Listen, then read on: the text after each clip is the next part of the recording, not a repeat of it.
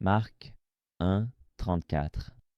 Kai eterapesen pollus, kakos, ekontas poikilais nosois, kai daimonia polla, exebalen, kai uk, efien, la lein, ta daimonia, hoti, edeisan, auton.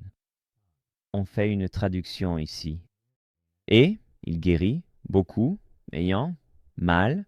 Nous avons vu que c'était une tournure idiomatique. Avoir mal était un idiome pour être malade.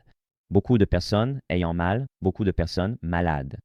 Ensuite, nous avons ce datif poikilaïs, diverses nosois, diverses maladies ou diverses infirmités. Donc, avec diverses maladies ou avec diverses infirmités. Il a guéri beaucoup de personnes qui étaient malades de diverses maladies. Donc, ce datif ici serait probablement un datif de référence, beaucoup qui étaient malades en référence à différentes infirmités ou maladies. Et exebalen, il chassa, il a chassé, n'est-ce pas? Cela vient du verbe ekbalo. Il chassa beaucoup de démons. Donc, Marc nous donne ici une déclaration récapitulative du ministère de Jésus. Il guérissait beaucoup de gens, il chassait des démons. Et Marc fait cette remarque intéressante qu'il répète à plusieurs endroits, et il ne permettait pas aux démons de parler, n'est-ce pas?